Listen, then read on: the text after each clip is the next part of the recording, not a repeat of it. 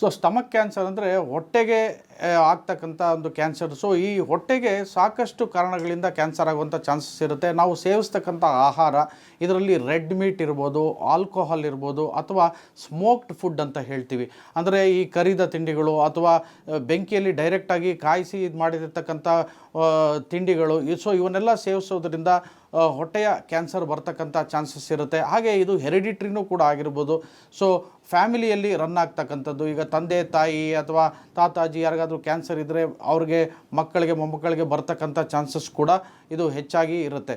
So ಹಾಗಾಗಿ ಈ stomach cancer ಬಂದಾಗ ಯೂಶಲಿ ಹೊಟ್ಟೆ ನೋವು ತುಂಬ ಜಾಸ್ತಿ ಆಗ್ತಕ್ಕಂಥದ್ದು, ವಾಂತಿ, ಊಟ ಸೇರೋದಿಲ್ಲ, ಅಥವಾ ಹೊಟ್ಟೆ ಉಬ್ಬರ ಬರ್ತಕ್ಕಂಥದ್ದು, ವೆಯ್ಟ್ ಲಾಸ್ ಇದು ತುಂಬ ಇಂಪಾರ್ಟೆಂಟ್. ಯಾಕಂದರೆ ಅವರು 5-10% ಜಾಸ್ತಿ 2-3 ತಿಂಗಳಲ್ಲಿ ವೆಯ್ಟ್ ಲಾಸ್ ಆಗ್ತಕ್ಕಂಥದ್ದು. ಸೊ ಇವೆಲ್ಲ ಸಿಂಪ್ಟಮ್ಸ್ ಏನಾರು ಬಂದಾಗ ತಕ್ಷಣ ವೈದ್ಯರಲ್ಲಿ ತೋರಿಸ್ಕೊಂಡು ಒಂದು ಸ್ಕ್ಯಾನಿಂಗ್ ಇರ್ಬೋದು ಅಥವಾ ಎಂಡೋಸ್ಕೋಪಿ ಇರ್ಬೋದು, ಇವುಗಳನ್ನು ಮಾಡಿ ಈ ಕ್ಯಾನ್ಸರ್ನ ಪತ್ತೆ ಹಚ್ಚಬೋದಾಗಿದೆ. ಯಾಕಂದರೆ ಇದಕ್ಕೆ ಟ್ರೀಟ್ಮೆಂಟ್ ಕೂಡ ಇದೆ. ಅರ್ಲಿ ಸ್ಟೇಜಸ್ಸಲ್ಲಿ ನಾವು ಪತ್ತೆ ಹಚ್ಚಿದಾಗ ಇದಕ್ಕೆ ಆಪ್ರೇಷನ್ ಮಾಡ್ಬೋದು. ಸೊ ಕೀಮೋಥೆರಪಿ, ರೇಡಿಯೋಥೆರಪಿ, ಸೊ ಇವೆಲ್ಲದರ ಮೂಲಕ ಇದನ್ನು ಟ್ರೀಟ್ ಮಾಡ್ಬೋದಾಗಿದೆ.